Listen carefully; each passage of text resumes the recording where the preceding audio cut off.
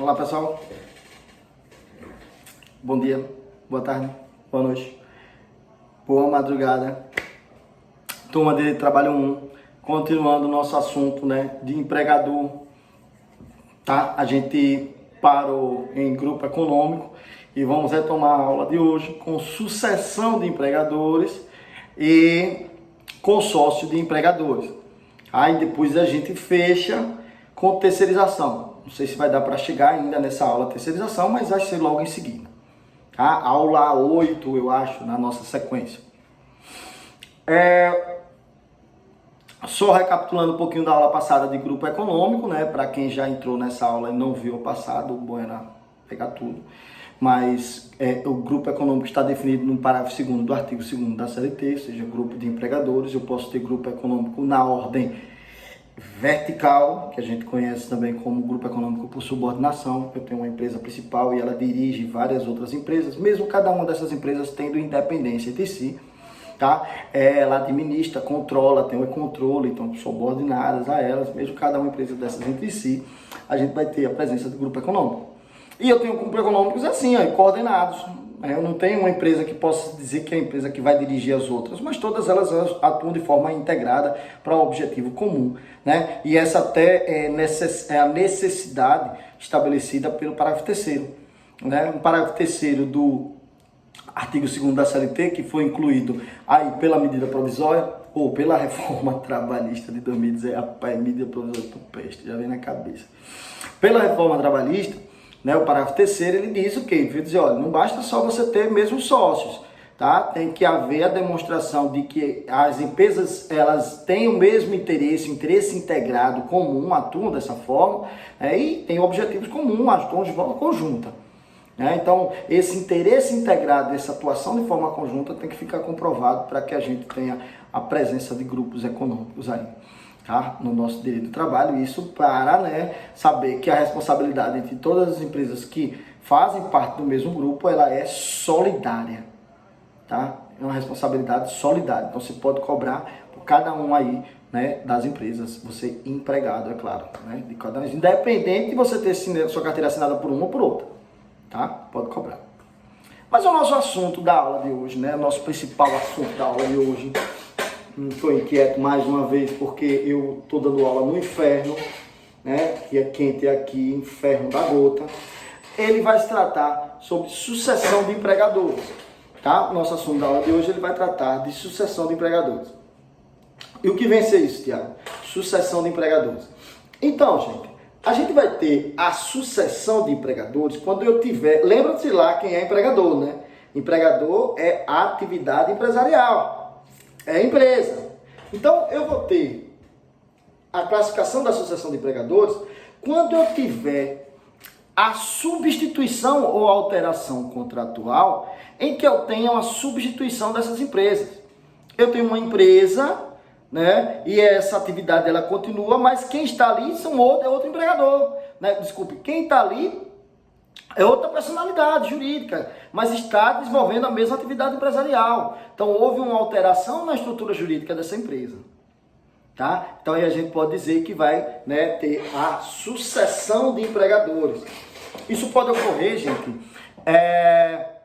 por exemplo, no arrendamento, contrato de arrendamento, Às vezes você não sabe nem para quem trabalha, Você tem ali um posto de gasolina, tá exercendo atividade, distribuição de combustível e tal, então é a empresa. E aí, esse dono do posto, ele não consegue administrar, tem um defeito e tal, não sei o que, resolve arrendar. Tem o produto, já tem o maquinário, tem tudo, ele consegue arrendar. Então aí houve o quê? Uma alteração na estrutura física, no caso, na estrutura jurídica, Então o arrendamento, o novo empregador, a nova pessoa jurídica que chegar para administrar ali, vai mudar o nome, Vai mudar o nome o nome jurídico dessa empresa, vai mudar o nome de fantasia do posto de gasolina, mas a atividade é a mesma. Então a gente vai ter aí uma sucessão de empregadores. Ou seja, uma empresa que era anterior, ela passou para uma nova empresa. Tiago, e daí? Daí é o seguinte, gente, isso vai refletir no contrato de trabalho. Isso vai refletir para os empregados. Mas não pode prejudicar os contratos de trabalho. Tá? Isso não pode prejudicar os contratos de trabalho. E onde é que está tendo isso? Artigo 448 e o artigo 10 da CLT. Artigo 10 da CLT e o artigo 448. O artigo 10 ele diz o seguinte: qualquer alteração na estrutura jurídica da empresa não afetará os direitos adquiridos pelos empregados. Princípio da condição mais benéfica, protegendo os empregados. Não, ele não sabe quem foi que alterou a empresa. Eles não têm controle sobre essa alteração na estrutura jurídica. Então, eles não podem ser prejudicados. Por isso que a CLT os protege. E o 488? O 448 diz: a mudança na propriedade, olha, vai a mais, além. A mudança na propriedade ou na estrutura jurídica da empresa não afetará os contratos de trabalho dos respectivos empregados. Tá? Então, foi a mais além, a mudança na propriedade. É aí que vai estar a sucessão dos empregadores. É aí que a gente vai ter sucessão de empregadores. Então, tem que se tomar muito cuidado, você que está pensando em assumir uma nova empresa, tá? Você que está pensando em assumir um novo empreendimento, veja os empregados anteriores, porque se você manter a atividade desenvolvida anterior, você está com a mesma empresa, é sucessão de empregadores. E quem é responsável, Tiago, pelo pagamento deles? Está aqui dizendo, artigo 10 e 448. O responsável é quem está chegando. Tá? Salvo, né, exceções que a gente vai demonstrar na aula de agora, mas o responsável é quem está chegando. Então você pode pensar que está se dando bem e se dá muito mal.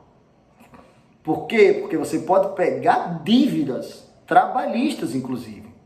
Né? Pode pegar as dívidas trabalhistas. Então, quando você estiver pensando em arrendar uma nova empresa, em comprar um novo empreendimento, em entrar aí nesse ramo de investimento, o que é que você tem que fazer? Sondar a saúde trabalhista daquela empresa. E aí você pode pedir uma certidão junto à Justiça do Trabalho, ou pedir que aquele empregador lhe dê, eu quero uma certidão de que você não tem nenhuma ação que possa lhe reduzir ou levar à insolvência e tal. Aí você vai pegar uma certidão de ações distribuídas e tal. Vai sondar junto aos empregados, se não tem empregado que já saiu ali naquele meio tempo, que saiu sem receber verba, você tem que tomar todo o cuidado possível, porque você está chegando, mas você chega já como empregador. E a gente viu na aula passada que quem é empregador assume os riscos do negócio. Assume os riscos do negócio. Tá? Você pode até depois se ressarcir, mas aqui na seara trabalhista, você sucessor, ao seu nome agora, Instituto da Sucessão de Empresa, você sucessor vai ser o responsável pelo pagamento das dívidas trabalhistas. Vamos ver se não? Já basta, olha, artigo 10 e 448 para fundamentação. Mas a gente tem mais, tá? Artigo 448A, que adveio agora depois da reforma de 2017. E ele diz o seguinte: caracterizada a sucessão empresarial ou de empregadores, então uma vez reconhecida que houve a sucessão, as obrigações trabalhistas inclusive, olha como o bicho é Satanás. Ele disse, inclusive aquelas contraídas à época que os empregados trabalhavam para a empresa anterior, são de responsabilidade sua, sucessor. Tá? Inclusive as obrigações anteriores. Anteriores, se diga, ações que pessoas que já saíram ali de tal, de quem foi, são sua de quem está assumindo a empresa. Tá? Inclusive aqui, ó, inclusive as contraídas à época que os empregados trabalhavam para a empresa sucedida. Tá? Então, vamos pensar o seguinte. A gente tem um posto de gasolina, certo? A gente tem um posto. Sempre posto, né? Vamos falar de outra coisa? Uma farmácia? Pronto. Tem uma farmácia, tá? Aqui na avenida. O cara resolve abrir uma farmácia, tal, vai levando, tal. Daqui a pouco, ele tem os seus empregados, tem 8 empregados e tal. Aí ele começa a brigar com os empregados. Aí um tá lá, entra com ação, aí outro vai e tal. Aí ele disse, olha, sabe de novo, vou arrendar essa farmácia. Aí você chega achando que é um bom negócio, não consulta nada. E chega logo para os empregados e diz, olha, e ele ainda lhe enrola. Não, mas eu vou falar disso, enrola, vamos lá. E ele faz um contratozinho de arrendamento com você, e você ainda diz, olha, vamos botar aqui que as obrigações a partir de hoje são minhas, mas as anteriores são suas. Não pode, gente. Não pode ter essa cláusula. Pelo menos você pode ter no efeito civil, mas no trabalhista essa cláusula não tem validade nenhuma, porque você é sucessor, você é empregador. E se você é empregador, você é responsável pelas dívidas dele, inclusive as anteriores trabalhistas. Aí você diz, não, eu não quero 8 não, eu vou botar ordem na casa, vou mandar, olha, só quero que fique 6, ou só quero que fique 4, e 4 pode ir embora. Você já é responsável pelas dívidas daqueles 4 que saíram. Né? E pelos débitos que ele tem com esses outros quatro. De repente, se ele não pagou hora extra desses outros quatro na época, né, se ele não estava pagando adicional noturno, se ele não estava dando intervalo, ou seja, se ele desrespeitou as normas trabalhistas desses empregados que continuaram com você, você é responsável. Né? Você é responsável. Tá? Então, a responsabilidade é do sucessor. Tá? É claro, gente, que essa é uma responsabilidade que a gente reconhece como uma responsabilidade principal. Né? É uma responsabilidade principal. O que pode dizer é o seguinte: pode ser que você tenha adquirido por má fé do empregador, desculpe, do anterior, do sucedido, né? Ele lhe enrolou, você perguntou, tomou todas as precauções, ele não avisou que tinha débito, que tinha ação e tal. Aí ele vai ser responsável subsidiário, tá? Aí ele vai ser responsável subsidiário. Mas o que é que isso tem a ver, Tiago? Tem a ver o seguinte, que primeiro paga você e depois ele, né? É claro que você pode, né, ajuizar uma ação cível para ele, responsabilizando, exigindo uma indenização regressiva, mas na Justiça do Trabalho, você, sucessor, é responsável pelos débitos, inclusive, anteriores, né, enquanto você não adquiriu. Então tem que tomar muito cuidado, tá, gente? Tem que tomar muito cuidado. Tá, Tiago, e qual a justificativa disso? Duas. Primeira, para proteger os empregados. Né? Os empregados, ali é salário, gente, caráter alimentar. E os empregados estão numa condição inferior. Então se protege os empregados contra qualquer tipo de alteração. Por quê, Tiago? É proteção demais a empregado. Vamos lá, esperto. Pensa o seguinte. Vamos lá. Aí digamos que eu queira me livrar dos meus empregados. Aí pego, coloco um laranja para abrir outra empresa no mesmo lugar, funcionando, e mando todo mundo para fora e contrato novas pessoas. Esses outros vão entrar contra mim, meu patrimônio foi todo transferido para o outro. E aí, o que é que vai fazer? Quem é que vai pagar os contratos dele? Quem é que vai pagar o que foi desrespeitado? Quem é que vai fazer? Não, Tiago, isso aí é presumir que... Não é presumir não, isso ocorre. Tá? Isso ocorre na prática. Por isso que o legislador, bem pensado, diz que a responsabilidade, em primeiro lugar, é do sucessor. É de quem está assumindo, é de quem está chegando, que é justamente para a gente evitar qualquer tipo de fraude que possa ocorrer. E por quê? Porque há uma necessidade de se proteger os empregados contra a alteração na estrutura jurídica ou física da empresa. Ah, mas e se era uma farmácia e eu quiser abrir uma padaria? Aí lascou, né, gente? Aí não tem, né? Aí não tem que se falar em sucessão de empregadores. Você tem que ter continuidade na atividade empresarial. Né? Você tem que ter, além de continuidade na atividade empresarial. Se você não tiver essa continuidade na atividade empresarial, não há que se falar em sucessão. A gente não vai ter sucessão de empregadores. Tá? Então, recapitulando. Artigo 10 e 448. Alteração na estrutura jurídica ou na propriedade da empresa não pode prejudicar os contratos de trabalho. Tá? Não pode prejudicar os empregados. Então, essa alteração não pode prejudicar os empregados. Se houver a responsabilidade pelos débitos presentes e passados, ou seja, débitos assumidos enquanto era outra empresa, vão ser de quem está chegando. Então, cobra-se a quem está chegando. Tá? Cobra-se a quem está chegando. Salvo se quem está chegando também foi enganado. Quem está chegando houve má fé, provar e tal, que aí ele vai ter direito a se ressarcir de tudo que ele pagar. Mas eu já vi gente quebrar, gente. Já vi gente quebrar. Achar que estava apostando no negócio da sua vida, não sondou, ficou cego, não sondou, né? Não sondou dívidas trabalhistas, situações dos empregados atuais e tal, não sondou isso aí. E aí, só pegou dívida. Mesmo com todo o capital de giro investido, mesmo com tudo ali, só pegou dívida. Tá? Dívida por cima de dívida, respondendo na Justiça do Trabalho, sendo reconhecida a sucessão de empresas, né? Respondendo na Justiça do Trabalho, respondendo em órgãos previdenciários, fiscais, e aí, gente, fica difícil para se recuperar.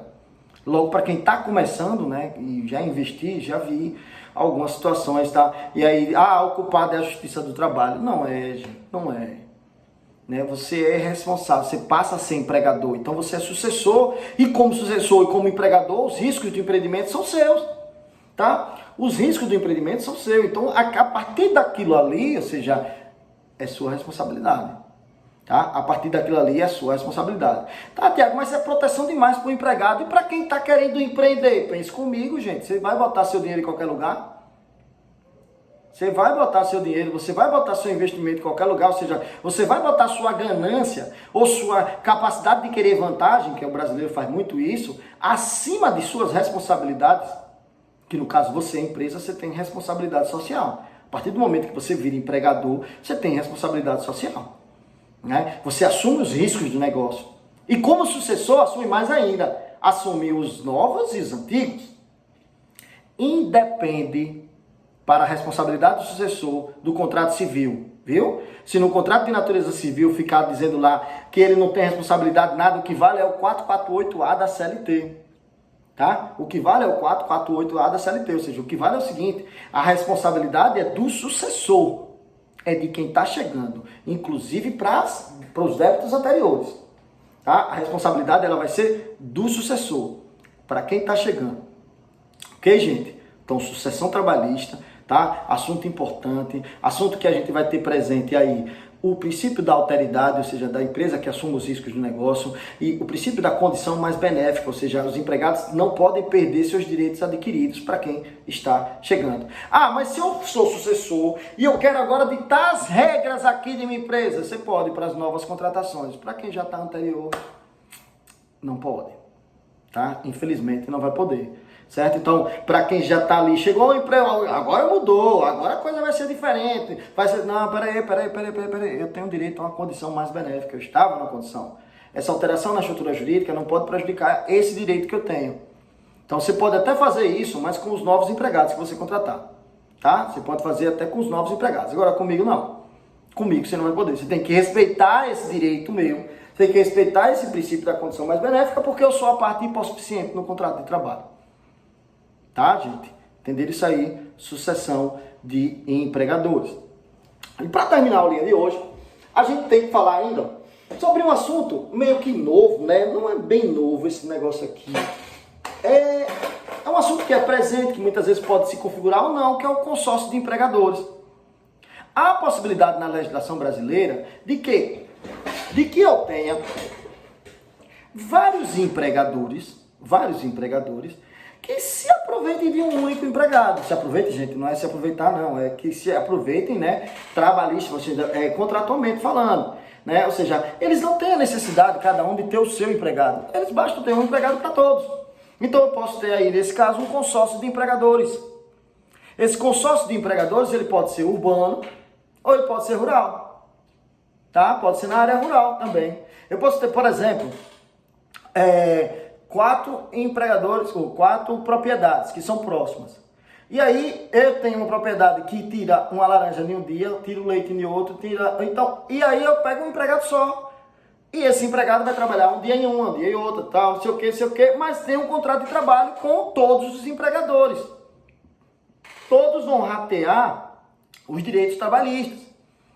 Tá? Todos vão ratear os direitos trabalhistas. E todos vão ser responsáveis solidariamente, tá? A responsabilidade solidária, ou seja, o que um pagar todo, né? Um pode ser acionado, ou seja, o que tenha mais dinheiro, tem mais condições, pode ser acionado, mas ele pode regressivamente exigir dos outros a sua contraparte, tá? Então a responsabilidade no consórcio de empregadores, ela é solidária, tá? Esse consórcio de empregadores, ele está em moda hoje no urbano. As pessoas têm feito o seguinte: as vendas hoje têm se tornado praticamente online, né? As vendas hoje de monstruários, vendas de loja e tal, elas são o quê? Às vezes você tem uma loja bem grande com várias lojinhas lá dentro. E essas lojinhas não precisam cada uma contratar uma pessoa para fazer limpeza, uma pessoa para fazer estoque. Então elas contratam uma única. Então elas formam um consórcio de empregadores e contratam uma única pessoa. Tá? Agora, desde que seja formalizado, porque esse consórcio pode ser reconhecido, né? As pessoas acham, não, é uma diarista, que só vai para um dia, outro dia. Não, o lugar que ela está trabalhando é ali. Tá? Então, se ela não tem autonomia para dizer o dia que vai trabalhar, não, é ali. Então, se estão presentes os requisitos do contrato de trabalho, pode ter configurado com certeza um consórcio de empregadores. Tá? E aí a responsabilidade de cada um daqueles lojistas por aquele empregado, ela é solidária, tá? É uma responsabilidade solidária. Então, consórcio de empregadores, são vários empregadores, tem um empregado trabalhando ali, tá? Dentro dali daqueles Aqueles empregadores que se reuniram, ou seja, para contratar um empregado só. Né, diminuir os custos e tal, tem sido muito utilizado. Né, hoje a gente tem escritórios virtuais, tem várias empresas ali participando dos escritórios virtuais e contratam um recepcionista. Os direitos trabalhistas são pagos, mas são rateados entre todos eles e regulamentado. Beleza? Próxima aula, imperdível, com fé em Deus.